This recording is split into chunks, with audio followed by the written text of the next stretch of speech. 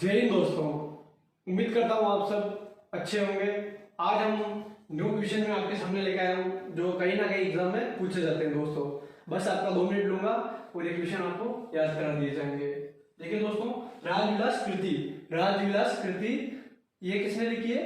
ये कवि मानसिंह ने लिखी है। राजविलास कृति कवि मानसिंह ने लिखी है। तो राजविलास कृति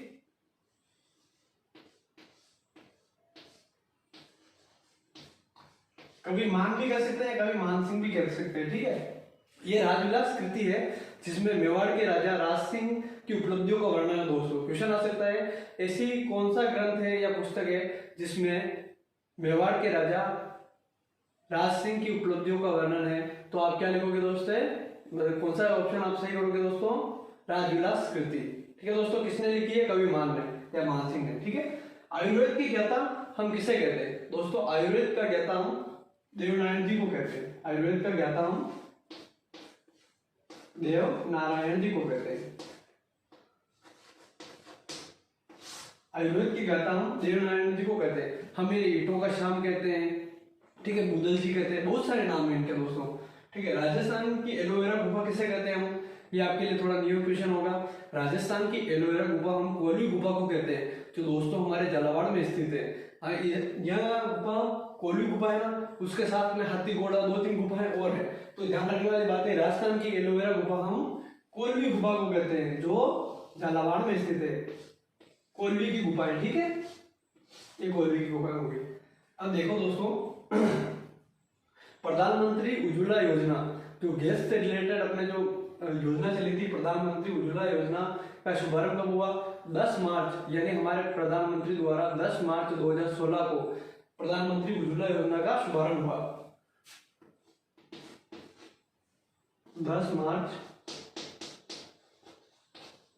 2016 से। अब अगला है कणगति। कणगति ये आपकी क्वेश्चन आ सकता है, कणगति क्या है या कणगति आभूषण कहाँ पहना जाता है? फर्स्ट, कणगति आभूषण है और कणगति आभूषण कमर में पहना जाता है। क से कणगति, क से कमर, क से कणगति, ये दो, क से कणगति और क से कमर में पहने जाने वाला आभूषण है, ठीक है। आभूषण आपके अगर सिलेबस में है तो अवश्य करके आभूषण से क्वेश्चन आता है दोस्तों। बिना ईसर की गणगौर, बिना ईसर की गणगौर कहाँ की प्रसिद्ध है? तो बिना ईसर की गणगौर जैसलमेर की प्रसिद्ध है, जैसलमेर की प्रसिद्ध है। बिना सार्वजनिक बुर्जों वाला किला, अब दोस्तों ध्यान रखना है, बिना ईसर की गणगौर भी जैसलमेर में, जैसलमेर की प्रसिद्ध है।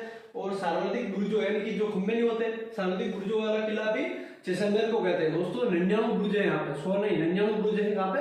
जैसलमेर के किले में। ये मैं कॉपीराइट कर देता हूँ, ठीक है, जैसलमेर हो गया। अब देखो पालनहार योजना, पालनहार योजना में क्या होता है? जो अनाथ बच्चे होता है ना, उनके लिए सरकार द्वारा योजना है जिसकी शुरुआत 2005 से हुई है दोस्तों। 2005 से पालनहार योजना की शुरुआत हुई है। तमाशा के प्रवर्तक हम किसे कहते हैं दोस्तों? तमाशा को प्रवर्तक है जो बंशीधर भट्ट को कहा जाता है। जो तमाशावादी मतलब जो होता है ना नाटक, तमाशा के प्रकार का मतलब वो लोकवाद्य, मतलब वो लोकनाट्य है, तो उसका हम प्रवर्तक किसे कहते हैं दोस्तों? तमाशा के प्रवर्तक हम बंशीधर भट्ट को कहते हैं। तमाशा के प्रवर्तक हम बंशीधर भट्ट को कहा जाता है, बंशीधर भट्ट को कहते हैं, ठीक है दोस्तों। वीडियो अच्छा लगा हो तो लाइक शेयर सब्सक्राइब जरूर कर दें। धन्यवाद। आपका अपना